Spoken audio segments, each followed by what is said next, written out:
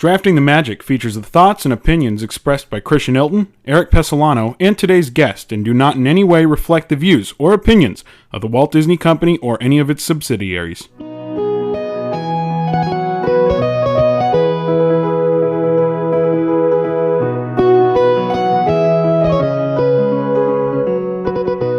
All right, here we go again. We basically start from zero.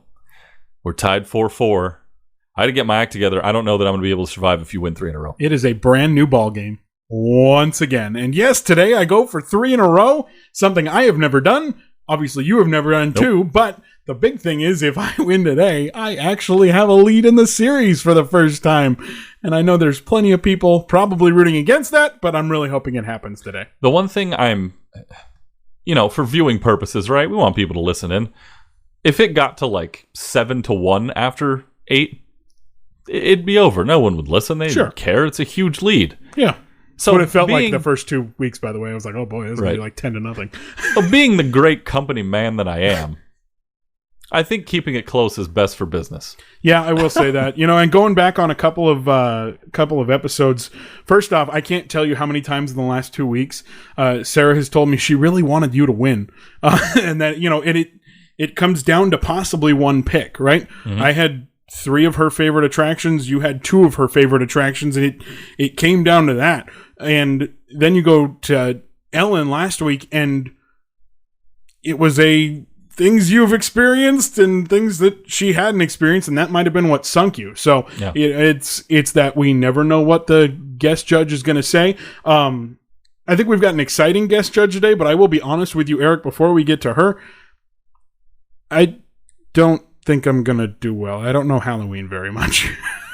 I think you're me during the parades episode. Yeah, I think that's where we're at. You may not have a ton more experience in the Halloween realm that I do, which makes me feel great about it, of course. But I think to your point, I just haven't been able to find that X factor yet. Yeah. I feel like it's a heavyweight bout, and I need to find the extra 2 inches of reach to be able to have that slight advantage, and I just haven't been able to do it yet. I'm perfectly fine with you not getting that. I'd imagine that X Factor. I'd imagine you are. I'm hoping I've got this hot streak going. Halloween experiences at the Disneyland Resort. The Halloween time experiences at the Disneyland Resort is our topic today. I think that there's a lot more that goes into Halloween at the Disneyland Resort than you initially think. I mean, the atmospheres they create, they decorate the lands in some of them. Halloween's a lot of fun at Disneyland. Yeah, it is. No, it's a great time of year. Everybody looks forward to it. You get out of summer, and it's been hot, and the crowds come flocking through. Obviously, this is a much different year than anything before, but normally it's just droves of people coming through. Now the weather shifts a little bit, and the mood changes at the resort, and it kind of sticks like this all the way until the end of January, early February, it's really cool to have a theme park that can shift the entire mood of the place and mix it up and make it fresh every 6 months, or every 9 months, I guess, would be more accurate.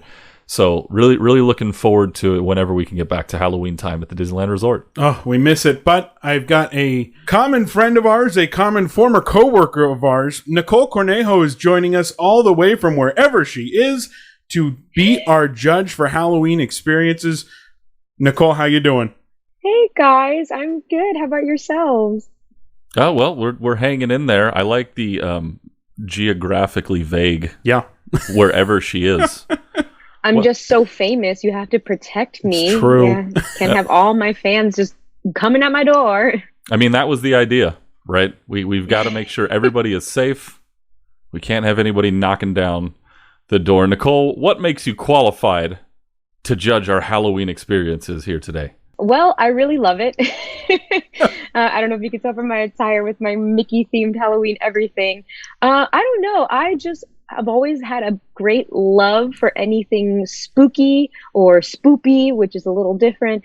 I feel like I have a well-rounded mix and love for things that are just, oh, that's adorable versus like, that's terrifying. So I think that falls on my resume as an appropriate judge for today. I think the spider earrings are pretty much what solidifies the deal. And I know, Christian, that you made a good choice. Yeah. And I'll be very honest with this. I'm sorry. Let me make that clear. Uh-oh. Her spider earrings. Yes, Not your mine. spider. Not Christian's spider yeah. earrings. I was hoping you'd like them, but fine. Hers are better. I get it. Kidding. I will be very honest though. I am not a huge Halloween fan, which I said in the intro. I do think I have a little bit of a disadvantage here, but it'll be fun. So we're gonna get down to the draft.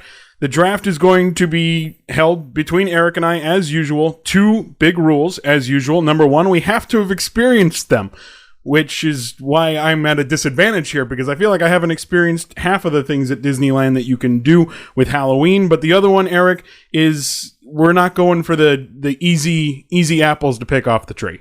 No, that's for sure. By the way, I appreciate you pulling Eric during our parades episode and not having to experience everything and still trying to be able to pull off a winning draft. So good on you for that. The second big rule that we put into place is you cannot take an attraction until round 4. And the reason is we don't want to just take all attractions, right? We want to make this much more well-rounded and give our judge something to consider rather than, which couple of rides do I want to go on? And for those at home that may be wondering, that does actually limit things. There are 5 attractions that get changes for the Halloween time at Disneyland. So we're not going to be able to select all of them. We got to be able to choose other things. There's food, there's character meet and greets, there's shows that deserve to be on this list. So we're going to make sure that we choose them all. What do you think of that, Nikole? I think it's great. I want you all to just really sell me on your idea. Why you think it's the best. This is going to go terribly. Well, let's get down to the draft. Eric, you have the first pick in today's Halloween time at Disneyland Experiences, Drafting the Magic Draft. All right, so here we go. Number 1. Now, number 1 is something that I hadn't seen until this past Halloween season. And I already know where you're going. Dang it. You already... Well, first of all, I love that reaction because I'm really hoping you had this on your list. I got to see it up close and personal for the first time and actually see any part of it, really. I'm going with Halloween Screams. Taking the fireworks spectacular that goes on during Halloween. Every single segment in that show, to me, just literally, it's in the title, screams Halloween. Yeah. And everybody who I was around, whether it was cast members or whether it was guests, always talked about how it was the one thing they looked forward to during the Halloween season. So I had to take their word for it until I actually saw it for myself, and they're right. And I'm taking Halloween Screams at number 1. I appreciate that choice. I think it's a really good choice. I think it's pretty solid because personally, I know I'm probably going to be attacked for this, but I'm personally not a huge firework person, but I will admit, just like that blending of the arts all coming together and that storytelling aspect, all just from like the projections and fireworks, really like just puts it over the top, really sets the bar high. So I thought that's a really solid choice. Good for you. It's a good choice, I'll be honest. I did have it on my list. So. Anytime you cringe makes me happy. Yeah, that makes me sound like does. A terrible person, but really it's just for drafting purposes. But I will say, I did cringe. But you did not take what I thought you were going to take. And we just talked about this before we started recording. It was, what direction are we going to go with this? Yeah. I've noticed that when it's a topic that has multiple aspects, attractions, food, retail, shows, whatever, entertainment, whatever, neither one of us can read the other one. But when it's one individual topic, if it's just attractions, if then it's just food, then it's easier for us to pinpoint where we're going number 1. Well, I'm glad you didn't take this because it is one of my favorite things. You decided to take to the skies with the fireworks show, and I'm going to take to the streets with the Frightfully Fun Parade. I absolutely love that parade. I think it's amazing. You talked about it when we did parades, that the Haunted Mansion float is one of the coolest floats that you'll see. There's a bunch of other characters involved.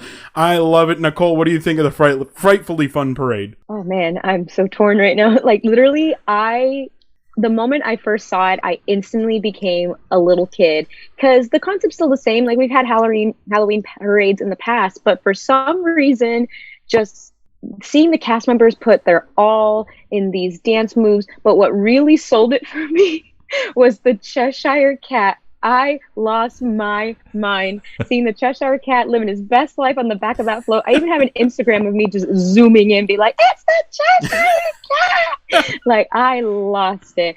Ooh, I'm biased. I really like that parade.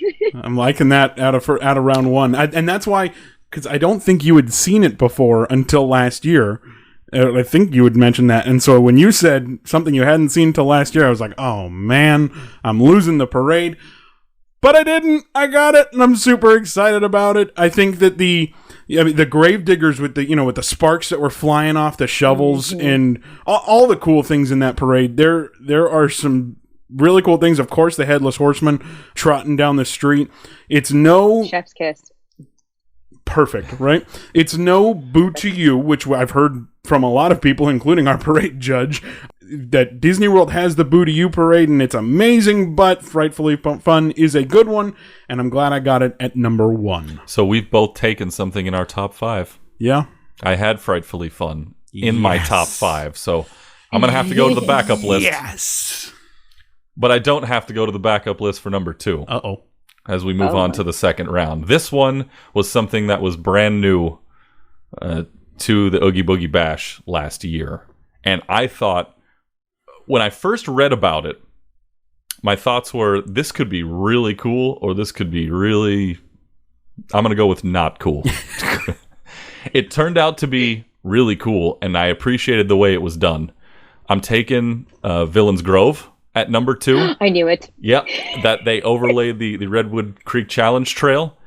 For me, the lighting and the music, and that was all you needed to make an entire experience feel just a little bit creepy for the Halloween season, right? Not too much for the kids, and a little bit of that Disney magic touch with laser lights that would show off the characters too. So everything was in there without actually physically seeing a character or anything from any of the Disney stories, really, because it was just lighting, music, and some little light effects that made you see characters like, what's the word I'm looking for? Silhouettes. Mm-hmm. Rather than actually seeing them and having it thrown in your face. I take Villains Grove at number 2. Well, I will admit that I did not make it to the parade, or not make it to the party last year, so I have quite literally no information on it. So, Nikole, go ahead. Take it away. I'll just sit back while you guys have a conversation. I have to agree with Eric because, okay, so in my experience, I hanged out with the character department at Disneyland. So there was a lot of rumor speculating that they were going to have the villains. That was where the villains were going to be having their meet and greets for the party. And when I got to experience it, I was thinking in my head, I'm going to physically see Facilier. I'm going to physically see the Queen, only to see exactly what Eric said. It's just a beautiful display of lights and candles and scents and fog. Like, it was honestly so amazing. Like, it honestly blew my mind. Even just seeing the little details, like Count Judge Frollo only had like some candles and the stained glass projection on the ground. But even though that was only his tiny section, it was such an immersive experience. Like, you really felt like you were diving into the villain's story, which I really appreciated. And then just the blending, how you go from one villain to the next. It was an incredible story, but the grand finale of just being surrounded in the lights by the log, I thought it was a great use of the space. Like, I love the challenge trail. I think it's a fun time, but it tends to be navigated towards our younger guests just because it's like, it's an obstacle course, but to see it just completely transform at night that anyone can enjoy and just like truly just, it blew my mind. I freaking love that thing. I thought it was amazing. I told everybody, if you're going to go to the party tonight, you better go to the trail. I think one of the smaller points she made in there is really what sold it for me was the transitions between scenes. You didn't really notice it. It wasn't just a hard, now you're in the next thing. It was a slow transition into the next scene, which I appreciate. When you don't realize you've moved into something else, it's done correctly. All right. Well, I'll have to take both of your words for it because, again, I have never done it. I would love to. Not going to YouTube it. No. Yeah, I was going to say, try to find a YouTube. It's not the same experience, but at least you get the idea. And this is, and kind of thinking about that YouTubing, that's the only real Halloween experience we could have with Disneyland this year. Due to the world we're living in, there is no Halloween at Disneyland. And yeah, they've got the merchandise being sold at World of Disney and now the backlot store that they've got it's set up at Stage 17. But you walk around downtown Disney, I was just there the other day, there's no Halloween decorations. It is a very different time. And so I'm glad we can do this show to kind of give it a little bit of Halloween still. One of the things that I got to, and this will go to my second pick. We're only on the second pick, right? I'm totally keeping track. It's fine. This is a show that I got to see about 1 million times, thanks to where I was working. I absolutely loved, though, a musical celebration of Coco. I thought it was an amazing show, and it really lit up that corner of Disney California Adventure. You've got Goofy Sky School back there, but then you kind of have the Garden Grill, and I'm going to be honest, we never really went back to that corner. We would pass by it to get to the swings or to get to, the Incredicoaster now, but at the time, California Screamin'. And the Plaza de Familia that they set up in that corner is just a great celebration of Coco. I love the presentation of Coco with the puppeteer, of Miguel with the puppeteer. I loved it. They've got the mariachi divas in there. It's a good show. I'm going Coco with my second pick. Fantastic choice. Honestly, as a proud Latina, I just felt so proud of my people watching the Coco. Just like the combination. You're absolutely right, Christian. I feel like that corner, unfortunately, gets really overlooked throughout the year. But when the holidays come in, that's when we really utilize that space. But I will admit, the Imagineers did a fantastic job just utilizing that space because they just added such bright and intense colors, which really reflects the Latin culture. We like to be loud. We like to be proud. So to really see that beautiful blend of colors. But yeah, honestly, seeing the mariachi narrator come out and present the story of Coco and why Dia de los Muertos is such a profound and amazing holiday. I know I personally got really emotional watching that show just because I was like, what a beautiful display of culture. And I think that's why I also like the Walt Disney Company so much, because we're so big on diversity, and it was just a beautiful display. Love the music, the dancing. I can't dance to save my life, I know, but just to see that show, I was like, oh, I want to get up there and I want to dance too. I will say, I got emotional with that show as well because of hearing it about 8 times every single day, due to where I was working. Maybe not have been the same emotions, but I knew every single word to the show, so that was kind of cool. But I thought it was a great show. I thought it was there weren't any parade floats that were needed for the Viva Navidad or the Elena show they were doing. It was very much just the actors and dancers and singers coming out, doing a kind of stop show in the street, and then going back over. So I thought that was really cool. Again, I think the marionette puppet was really cool. In the first round, we both took a pick that each of us had in our top 5. And in the second round, we both took something that neither one of us had experienced. Okay. Oh, I hadn't seen it. Oh, nope. I didn't get a chance to get over there to see it. I, like you last pick, take both of your words for it, and hopefully if it makes a return, I'll get out there and go check it out. There you go. So we go to round 3 now, eh? To round 3. I struggled with this one. This is the pick I struggled with the absolute most. This is my food choice. Ooh. All right. And this is one that was not specifically put out for Halloween. Not only was it not Halloween, it was more just for the Haunted Mansion 50th anniversary celebration, which I hope this item makes it back into the Halloween season soon, whenever we get back.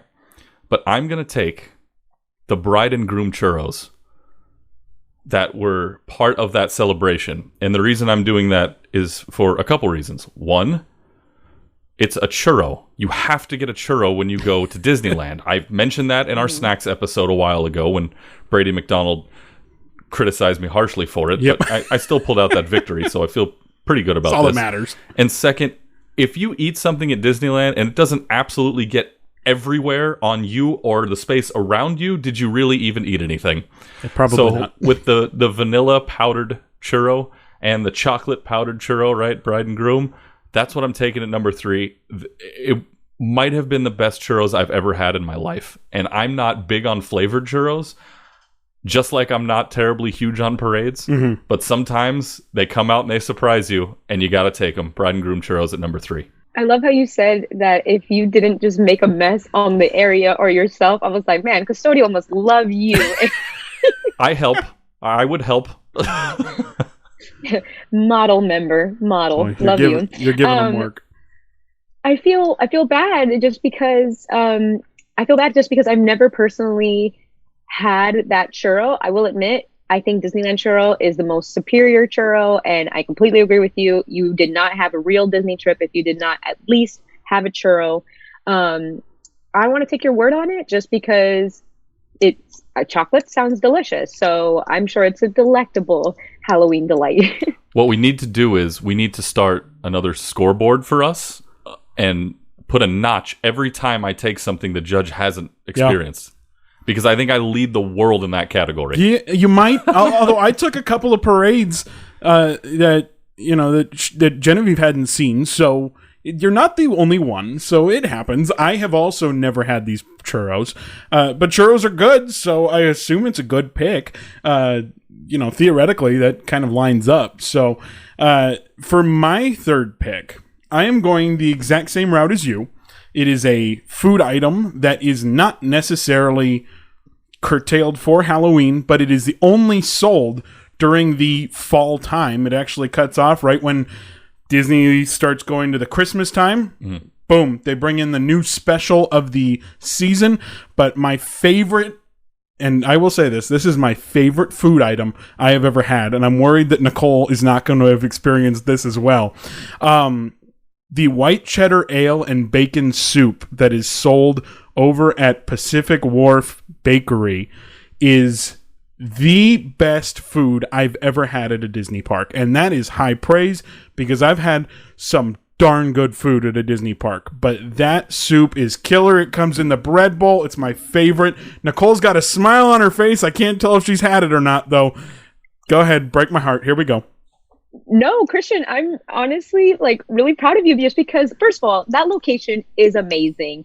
The highly underrated. Clam chowder, it's completely underrated. It's amazing. It's made to perfection. But I have to completely agree. It's technically not a Halloween item, but it's a fall item that we offer. And Christian, I'm sorry, I'm not a big bacon person. However, that soup was amazing. It just has a great blend of flavors and 10 out of 10. So happy she's had it. Yeah, I'm getting to the point where I don't even know if we need to make the last 2 picks. That's how far behind I feel right now.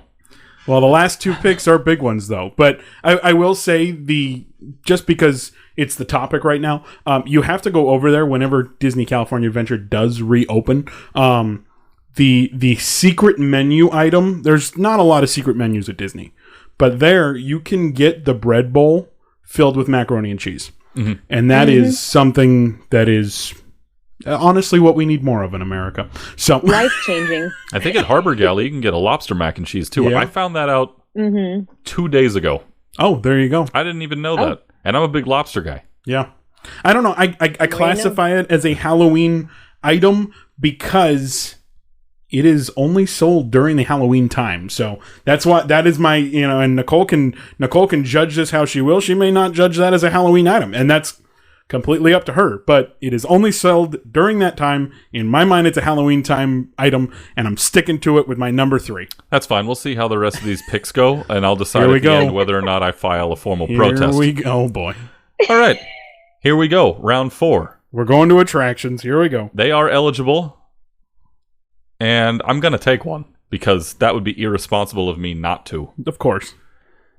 It's the one everybody looks forward to every year. It's the one that encompasses 2 seasons, right? I like to call it the hybrid attraction because it goes over 2 seasons. It's very dynamic. It's quite literally a quarter of the year. Yeah, you're right. It starts in September-ish, ends in January-ish. It almost feels like it's that layover of the attraction longer than it's actually the base attraction.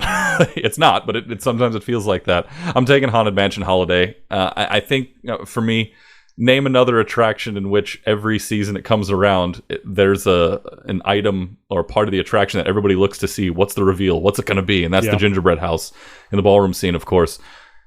I think for the Haunted Mansion, not only is it my favorite attraction of all time, when you add in the Nightmare Before Christmas to it, it almost breaks it up a little bit to where you get to see something completely different, and it makes you miss the original attraction just enough that when it comes back, you're happy to see it again. So it keeps the magic alive for the original attraction, and you get to see something different during the holidays, and it's the one attraction that makes you feel like you're in the season. Haunted Mansion Holidays, my number 4. I think that's a solid choice. I feel like every year people just get more and more excited about this overlay. It's something that's unique to us here in Disneyland.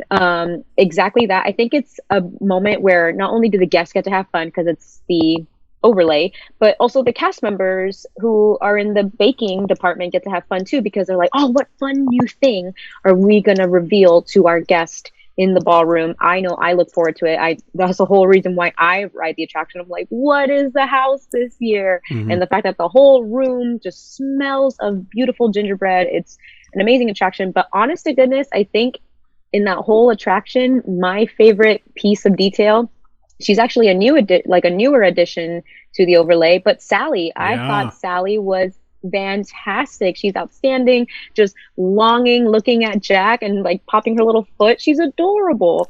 I agree. I think the addition of Sally was not only great, but the entire attraction. It's tough to get a traditional Disneyland attraction and then succeed in overlaying it, because let's be honest, at the beginning, if you watch the Disney's Imagineering story on Disney Plus, they talked about how people were not happy with the concept of overlaying Jack Skellington and all of the Nightmare Before Christmas stuff on the Haunted Mansion.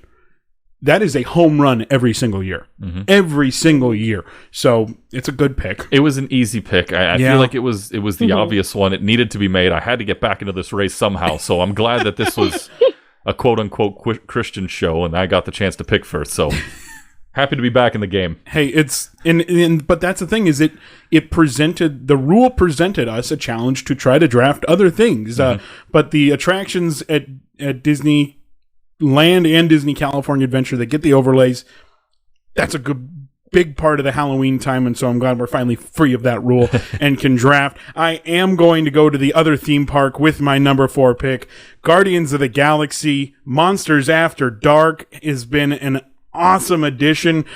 First off, I love it because it is a continuation of the attraction you've already been on. And when I was working in that area, I would tell people, make sure you go on it during the day before you go on at night, because the story is continuing. For those who haven't been on it, I won't destroy your lives by completely ruining the ending and everything like that, but I love it. It seemed like it took about an hour for them to shut everything down, get everything redone. You know, they actually changed things in the queue.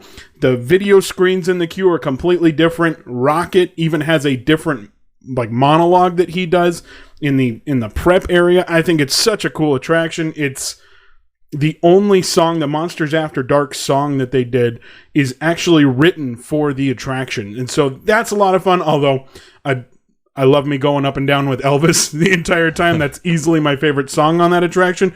But Monsters After Dark deserves a spot on this list. Maybe not as much as Haunted Mansion Holiday, but a close second to it. I got to go Monsters After Dark with my pick. I think that's a good choice. I think it's solid. Definitely, I always like to encourage guests. I was like, you got to hit that sweet spot. Like, get in the line around 4:30. So by the time you're out and you're done, you go back in, and now you're ready for the new attraction. It's like you're going in 2 in one day, even though it's the same thing. I think it's a really solid choice. What I also appreciate is that you pick something that's on Disney California Adventure side. Yes. I feel like a lot of our things happen on Disneyland. So I think that's why I really appreciate Oogie Boogie, because it's now on my home park. Love her. We cherish California Adventure. But I think it's a solid choice because it gives, that teenage group who's maybe that they're too cool to go on Haunted Mansion, but they're so cool because they're going on Guardians that they have that little Halloween treat too. Eric, what do you think of Guardians? I know you love Guardians of the Galaxy Mission Breakout. What do you think of Monsters After Dark? Feel the same about it. I love it. Also, my favorite part is what you mentioned. It has really nothing to do with the actual experience of the attraction itself, but the fact that it's transitioned in the middle of the day. Me being a technical guy and the operator side of me loves that you're able to just flick a switch for the attraction itself, but have to go down in the queue, change everything over, and almost make it a wildly different experience. Yeah. In a short period of time. So that's my favorite part about it, but I do love the attraction. And I knew you were going to take it. Yeah. Yeah. Because I didn't take Guardians the last time I had the opportunity to, and I wasn't going to screw that up again. Yeah. So here we are. All right, here we go. The final round already. We're already here. This is going to be my personal tiebreaker. I have you both 2 for 2 right now. Shoot. So. Wow. I'm dead. Wow. Okay, this one may come as a shock to the both of you, especially coming from me. But the main goal when you go to any Disney park, really, what are families trying to accomplish every time they go there? They are creating memories. Thank you. Thank you, Christian, for the more you know comment. I think I know what you're going to do. You think I do. You think I think I do. I struggled with this pick. I made an initial list of 5, and actually my 5th one, I just threw something in there but didn't feel great about it, and I decided between a bunch of different things, and I figured I had to settle on this. But if you don't take a picture next to the Headless Horseman statue, did you even really go during Halloween? I think, for me, the craftsmanship in the statue and the uniqueness of it with, the smoke coming out and it being such an iconic character in Halloween lore for Disney that you and your family and whoever you were with, you got to get a photo next to the Headless Horseman before you walk out, and you better make sure the sun has gone down completely before you do it. Headless Horseman photo opportunity. Number 5. It's a good one, and it's so cool with the steam coming out. Yep. It's awesome. What do you think of the Headless Horseman? It's your California Adventure pick there. My baby. Honestly, when you were leading up into this photo opportunity, I was like, he's gonna say the pumpkin. He's gonna say the Mickey shaped pumpkin. So good for you taking a turn with the Headless Horseman. I agree. I think it's very unique, and it also gives people an opportunity. You don't have to go to Disneyland to take a photo opportunity. You can come to DCA. Disney California Adventure. But I also like the sound effects. If you're ever just waiting for your photo to be taken and you're standing right next to him and you hear the horse wail and he's mysteriously laughing in the background, it gets pretty spoopy. So good choice. And that was my goal, was not to go obvious. I think everybody's clamoring for the Mickey Pumpkin on Main Street in Disneyland, and sometimes you're gonna have to wait a while. That's true. It is a long line to take a picture with that thing. I love what Disney California Adventure does too, because it is not just there's the photo op. You walk down Hollywood Boulevard, you're hearing scary music all the way around the corner to Guardians of the Galaxy Monsters After Dark. They changed the lighting in the area. It's all the purple lights in the trees. It is a real experience that it wasn't before. And all of a sudden, I don't know what happened when Disney was like, man, we can make money off of Halloween. And they really invested in California Adventure, and they've got the projections up on Carthay Circle. I think they've knocked that thing out of the ballpark. So you're going with the decoration? Oh gosh, no, that's not my 5th pick. We're just still talking about his. I was like, is that what you're gonna say? Oh no, I agree, and I love I love the color scheme because I love purple. Purple's my favorite color. So to see all of Buena Vista Street decked out in purple and with bats. I love that there's just bats coming. They didn't do it last year, which was disappointing, but I love that effect of the bats just flying out of Carthay Circle. I thought that was such a beautiful, nice touch. The color scheme, the characters wearing their adorable costumes, that's unique for that park.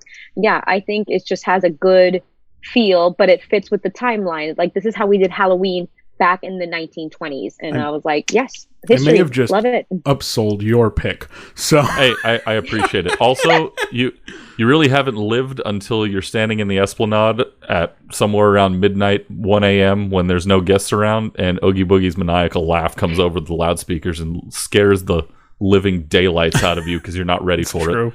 That's true. Oh man, it's a good 5th pick. It's not where I was going to go. I know. And I definitely thought you were going to go with the pumpkin. Not too easy for me. And I was thinking I might go with the pumpkin, but you've talked me out of it. I took my too easy pick with Haunted Mansion. I had to mix things up and make it a little bit more unique. That's fair. All right, that's fair. I am going to... Oh, boy. There's two things I'm deciding between. And I'll be honest, the pumpkin is one of them. I was not going to hide it. But I am going to go to... You say you hear that maniacal Oogie Boogie laugh and you get spooked by it. You could be a mile and a half away and hear the shrieking coming from Space Mountain Ghost Galaxy and the beast that is trying to get out. And so I am going to go Space Mountain Ghost Galaxy. It is another overlay of attraction. I look at it and I go, it's not really Halloween. It's just a monster. But I guess Guardians of the Galaxy Monsters After Dark is too. So I can't really use that reasoning to disqualify it. They do it. It is the overlays they do at Space Mountain are great. I mean, I'm sorry to our good friend Dustin Geisler, who joined us a couple shows ago for the Hollywood Studios Attractions one. He is too tall to fit into our Space Mountain, and so he did not get to see the Star Wars one or the Halloween one. And I'm sorry, Dustin. I love you, bud, but I gotta go with Ghost Galaxy on this pick. Nikole, what do you think of Ghost Galaxy? You can be too tall for an attraction? You can be too tall? You can. I was actually too tall for one at a competing theme park. Oh. I'll say it. At Six Flags. I was too tall to go on one of the roller coasters. They had a height limit. Yeah. Oh, and Star Wars is so fun. Okay, so anyway. like kind of backtrack. Oh, go ahead. Oh, you're like Star Wars is so fun. It really is. Now we're going to be on a Star Wars episode. Go ahead. I'll change my shirt. No, okay, so kind of backtracking on your episode when you had your fiance on that week and you were talking about Space Mountain. Definitely, okay, I like Walt Disney World Space Mountain better. I just love visuals. I love visuals. I love the fact that there's astronauts and stuff. So when we have this version for Halloween here at Disneyland, I eat that stuff up. I love the ghost. I love the sound effects, and it sounds scary, like you're trying to escape him. Like, that makes me want to go to Space Mountain just because there is something to see versus just swimming in darkness. It's just not for me. But to see some sort of a visual, I love it. I recommend it. I tell people, you better go get a fast pass. It's worth it. I mean, I'm not going to talk trash on our Space Mountain. I still love it. No, not at all. but I get that, and the projections are done very well. And I almost think that Ghost Galaxy, granted, it was a number of years ago, but it was kind of setting up to get ready for the Star Wars overlay. Because I mean, for a long time, people are like, "When are we going to get another Star Wars ride at Disneyland?" When boy, did we get our piece of cake after that one with Rise of the Resistance and Millennium Falcon Smuggler's Run and all that. But I think Ghost Galaxy is, in a way, it amplifies the experience. You know, it's the exact same speed. Mm-hmm. You're not going faster on that roller coaster than you ever have before. But something seems to be chasing you, and so it does create that level of fear almost. Yeah, no, you're right. And I'm going to do a little politicking before we go over this recap and get a final judging. Okay. I could easily argue that 4 of your 5 picks are not Halloween themed. Easily. They could be fall themed, which is fine. At the same token, to be fair, I would argue 2 of mine aren't necessarily Halloween themed either, but my 3 beats your 1. I'm going to leave it at that. Halloween isn't a season, it's a lifestyle. Darn right. So whatever makes you feel that Halloween goodie. I feel like Christian's choices are valid. Yes, technically they're not advertised as Halloween, but they fit the mood, they fit the season. That's just my comment there. I'm not arguing they should be disqualified. I'm just arguing mine were better. Anyway, what did we leave off that you would have on your list? I'm honestly surprised. Maybe it was a too obvious choice. Maybe I'm just really basic.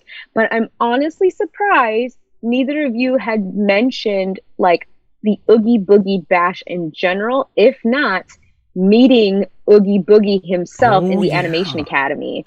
because I felt like, first of all, that's the first time you're ever meeting him ever. And the fact that it was such an immersive experience and he's talking to you about like, you're going to be on my Oogie Boogie list. Oh, I'm a sucker for Oogie. Now, here's one thing that I'm going to have to live with and something that's going to haunt me. You've done that for a while. Not only have I done that, I had it on my top 5 and took it off 2 days ago. Yeah. Well, I can say that I haven't done that. So you can't hold that against me, America. You can't hold it against me. It's not something I could have chosen. So, but I do think the implementation of Oogie Boogie was one that, I don't know, I think it was a wild card because you had the Nightmare Before Christmas concept, but Oogie Boogie is not the main character of that at all. It's Jack Skellington. And to go on a villain who, I mean, in that sense, a giant green thing might not be an icon compared to the skeleton when it comes to Halloween. Disney 180'd that and has done amazing things with Oogie Boogie. He is the villain, and of course they've created the concept of all the villains behind that, celebrating the Halloween time, but I think that was a really cool play. You look to have a thought on this, so go ahead. Oh, I was just going to go over the recap. Oh, okay. Because everything you just said is 100% correct, so I really don't. And you should have really taken it. Anyway, if there's anything that's bugged me about this podcast since we started is the amount of times I've agreed with you on anything. This is just absolutely mind-boggling. I don't understand. All right, recap Look time. at us, we're a little family coming together. Yes. Look at us. Let's take a look at the recap. This is for everybody at home, and of course for Nikole as well, so to remind everybody of our picks. For me, I took Halloween Screams, the fireworks show, at number 1, Villains Grove at number 2, The Bride and Groom Churros at number 3, Haunted Mansion Holiday 4, and a Headless Horseman photo opportunity at number 5. For Christian, he went Frightfully Fun Parade, the musical celebration of Coco, the White Cheddar Ale and Bacon Soup, Guardians of the Galaxy, Monsters After Dark, and Space Mountain Ghost Galaxy that for soup his is 5. so good. I'm sorry. Anyway, go ahead. I'm excited for its return, and for this episode of Drafting the Magic, Nikole Cornejo, who is the winner? I think you both made wonderful arguments. If anything, it made me more excited for the Halloween season. I just love Halloween. But alas, there can only be one winner, and this episode has to go to Christian. I did it! It's happened! I won. First off, I won a topic that I didn't think I was going to win, so I'm pretty happy about that. But not only that, we have broken the 2-streak thing. Someone's finally won 3, and more importantly than even that, I'm finally in the lead. I'm so happy. Eric, you look pretty down right now. Congratulations, you're now the Los Angeles Dodgers. Oh, ooh, good call. Good call. And being a Braves fan, I deserve all of the hurt I've suffered over the last 2 weeks. Ladies, you're both beautiful. But more importantly, we are just 3 days away from Halloween. So you got to be excited about that and looking forward to the season. Congratulations, Christian, and I will mope over this for the next week. Nikole, as he mopes over here, what went into your decision? Why me instead of him? He had Haunted Mansion Holiday. He had, the churros. I'm literally telling you why you should have chosen him. But he had all these things. What went into your decision making? Why did I get the win today? I kind of went with the mentality of let's say I was a guest that has never been to Disneyland Resort during the Halloween season. I've seen countless advertisements for the Haunted Mansion overlay, so it's almost expected. But I think what really sells the Disneyland Resort when it comes to the Halloween season is all those tiny details that aren't generally advertised. Like, oh, Frightfully Fun Parade. Yes, we know there's a parade happening, but what are the details, Or, hey, that soup, it's a little hidden gem, right? So I feel like those little hidden aspects, this is great. I'm going to come back next year. I am on cloud 9 right now. Yeah, I know. I'm finally winning. This is the first time ever. I've always either been losing or tied. I'm finally winning in the streak. I'm so happy right now. You're welcome. Thank you, Nikole. I'm just going to sit here and just keep my mouth shut. That's what's going to happen. Well, while he does that, I will say thank you, Nikole, for joining us. I hope you had as much fun as we did with this.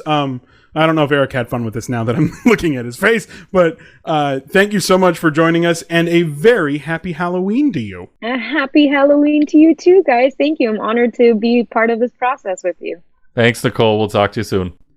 I feel like that moment where if you watch National Treasure, yeah, I'm going random, I'm going National Treasure, you feel that moment when Riley is actually right about something and Ben doesn't know what's going on, and that satisfaction, that's the satisfaction I have right now. Is this what it's like to win and lead? Is that what this is?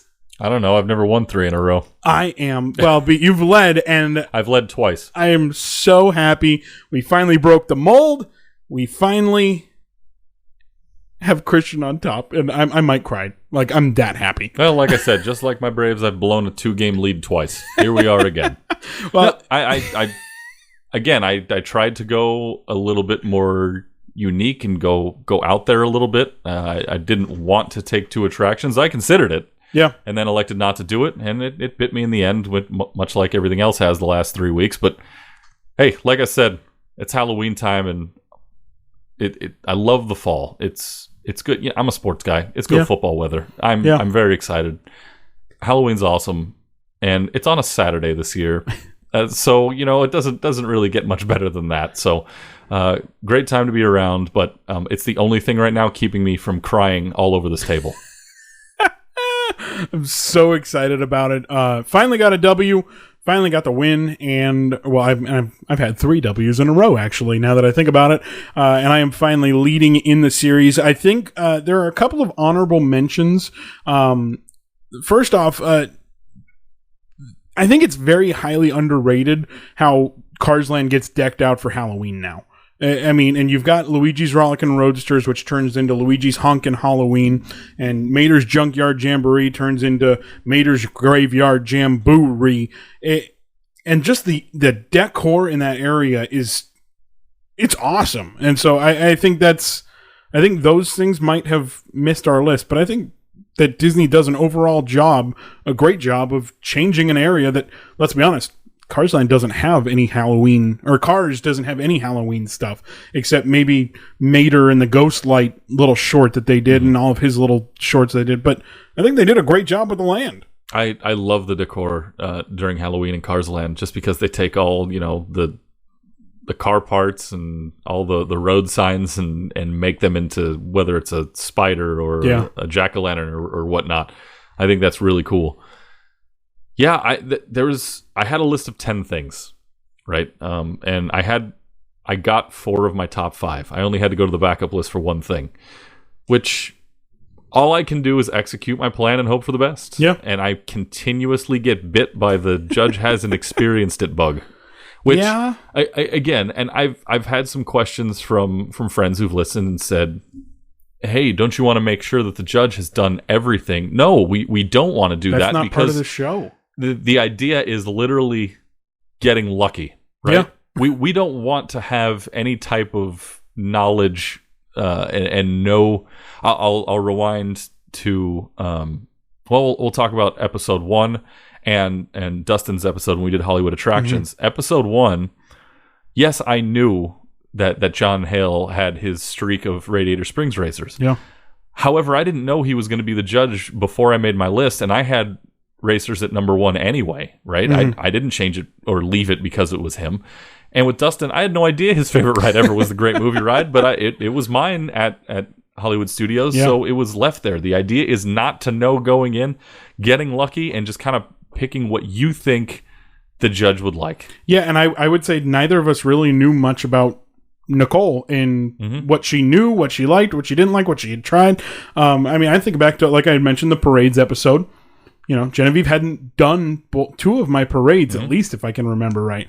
And so you think about that and you go, okay, well, there is a level of not knowing. John had never been on Incredicoaster. Yeah. He had been on Screamin', he hadn't been on Incredicoaster. I didn't know that, and I don't think that really made any major play in the decision because you had Racers and Guardians on your list. But it goes to the integrity of this show of we're not vetting these people. We are asking friends and people we've met online through this entire thing, if they'd like to join the show and judge us not knowing anything about them. Yeah. Yep. And after all that, you got a 5-4 lead. We wrap up episode 9, and all I can do is pack it up and move on to the next. This is awesome. I'm so excited. Now, you said move on to the next. The next show is a milestone show for us, Eric. 10. Number 10. We've reached the decade. the deck week deck show. I don't know. But we've reached number 10, and we've got to go big with number 10, I feel like, because it's number 10. I don't know. I'm really excited about it. I've been looking forward to the 10th show, just saying, oh, yeah, we've got 10 shows under our belt. And I know I'm going to do that with 20, 30, 40, all the way through however many we do. But I don't know. It just kind of feels good. Yeah, that's how we are. We hit milestones. Hey, don't forget, you can go on social media and follow Drafting the Magic on Instagram, Twitter, and Facebook. At Drafting the Magic on Instagram and Facebook. And on Twitter, it's at Drafting Magic. I couldn't get the thought in there. It didn't fit. Hopefully you enjoy that. You can listen to the show on all your favorite podcast platforms. We're on Spotify. We're on Apple Podcasts. We're on Google Podcasts and a lot of other ones as well. So go ahead, check us out. Give us your thoughts. We want to know what you thought about this episode and previous episodes. You have any ideas for upcoming shows? Let us know. We want to hear about it. And tag us and share away, and we'll share your thoughts on some of the shows coming up. Yeah, we've got the polls going on there. We've got very interactive things. We want you to tell us what your top 5 would be. So watch the stories on Instagram and all those little things, because we've got some really cool interactive stuff going on. Yep, you don't just have to hear us ramble on for 45 to an hour every week. You can go on social media and enjoy all the other stuff we have to offer. What a concept. Do you think we're ever going to have a show where we draft the top 5 things we do for this show? I was thinking about it, or I was even thinking, oh well, maybe our 11th show should be drafting the Magic shows, and we would each have 5. I think that's dumb. That will kill us immediately. That will end. Everyone would be less interested. Yep. But we're having fun with the show. We hope you folks are having fun with the show. Next week, a big week after Halloween, we will officially move into November, and I think we'll have some fun with next week's show as well. I think it's time to get off this planet.